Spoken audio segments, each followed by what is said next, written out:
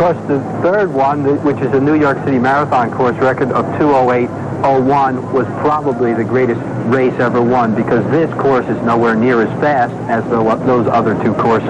Well, let's take a look at the women's best in the marathon. There was a lot of attention focused on him, because this is, in a sense, his first marathon. He ran the Boston Marathon when he wasn't prepared in 1986 and ran 2:14. He's the former world record holder at 10,000 meters. He's a record holder in the 1-hour run, so he has all the credentials to do what Alberto Salazar did, come out the first time and come close to the world record or the world best and even break it. Well, and yet we did wonder what made people think that a man running in his first competitive marathon, really, might win an event as big as the New York City Marathon. Well, first of all, that the man is Arturo Barrios, this 30-year-old Mexican. He graduated from Texas A&M. They gave himself 1 year to try the difficult world. Mexico, although he doesn't live there. He goes back to Mexico City when he can, to stay in touch, and to train in the high mountains for days at a time, to build up his stamina for that long marathon run. The 10,000-foot altitude around here will do that for you. There he also works with his Polish coach, Tadeusz Kepka, who lives in Mexico City. There's no place like home for Arturo, and this still feels like home. Mexico and Mexican people. He loves to wander here through the market, delivering the fresh trash to the local incinerator. Well, that's the only negative thing you'll hear about New York today, but it was from the New York Post. Larry Rawson, the race. Jim, it's beginning to look, this is really interesting. Salvatore Garcia has had a terrible last year, and Marty can chronicle that for everybody. I don't have time, but he is getting his head together and his life back together. He went down to La Paz, Bolivia, trained at 12,000 plus feet for the last 5 weeks, and said, I am fit and ready, and told his manager, Luis Pozo, I'm going to win this race. And he's conducting himself the way he did the year he won. He took control just after the halfway point, as he has done in this race. And now in the men's race, truly, it is underway for the title. All right, when you have a chance, Marty, tell us about some of those problems. Lucas Swartboy, who has been the hot runner for the last 2 years, second in the World Championships. We can just see him in there. It's good to see him up there. And this is number 1, Garcia, who was leading for a while and had broken from the pack, but now has come back in. He's wearing the gloves. So there's some really good stories in there. They're slowing up now. You can see them chopping their stride. The pace and this is really interesting. There's tremendous rivalry between the countries of Kenya and Mexico as to who are the greatest distance runners in the world. Garcia has led the charge by saying, we'll show them who's best. And the Kenyans, of course, come in numbers and waves of greatness. But right behind them is American Bob Campanen, the medical student from the University of Minnesota who made our Olympic team in 1992. Number 25 is up there as well. Right behind, and we're trailing them, is Lucas Swartboy, number 6, and number 7 is Arturo Barrios. So the whole pack is still together. These men are letting these guys surge and mark time. Swartboy and Barrios running very smart races here, as we are now well up on the east side here, and it looks like Mardi Gras, Jim.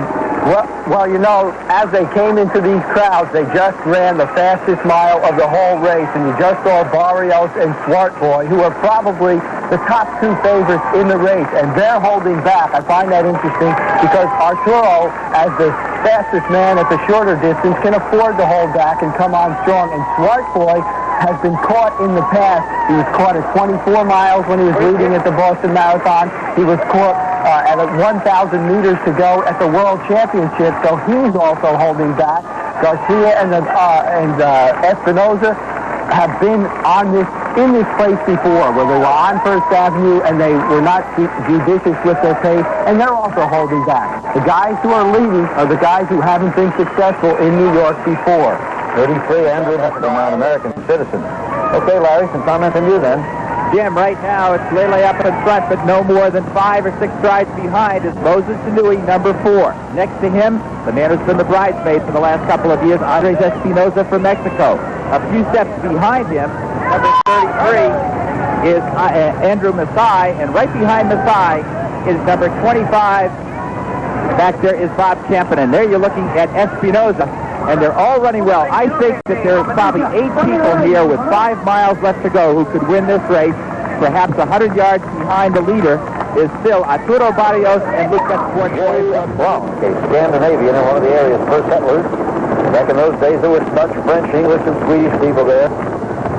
Today, the Bronx has its troubled areas, it has its prosperous areas, but the South Bronx they'll be running in is one of the most depressed areas actually in the country. Trying to make improvements there. Some parts of it, Espinosa taking the lead. Yes, this is not a man that you want to see shoulder to shoulder with you. Second the last 2 years in a row. You can bank on his toughness, and Sammy's not going to let him take any kind of a psychological advantage over these last couple miles. He's obviously committed to winning the race and pushing it as far as he can. He's not taking a conservative approach. Espinosa, of course, in the past has been very conservative. That's why he's got... If you just run for fun, we must know that a 5-minute mile is pretty good stuff.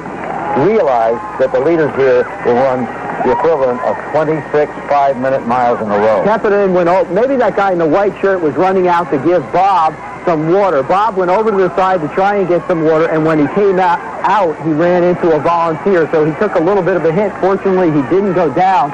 He has a long stride. He doesn't have a quick, choppy stride like a lot of the marathoners, but I think he looks very good.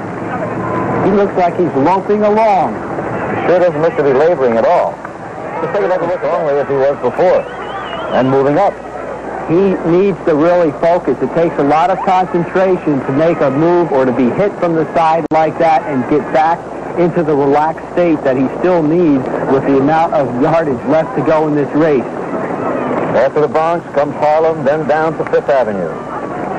There is Andres Espinosa, twice the second place finisher, wearing number 2, but at the moment, number 1. Calypso bands and jazz bands and Dixieland. Larry, that's quite a scene right now. Getting very exciting.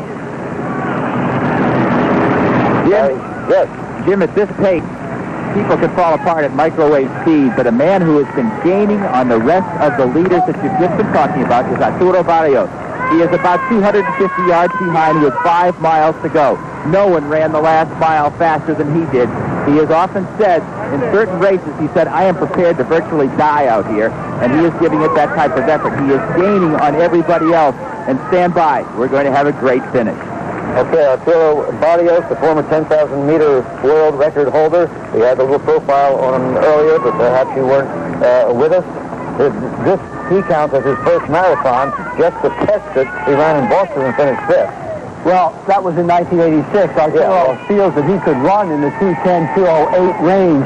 And to put that in perspective, we had a graphic up there that the lead men are now running at projected finish time of 2:10. Well, Bob Kempenen's best time is 2:12, so he's running over his head.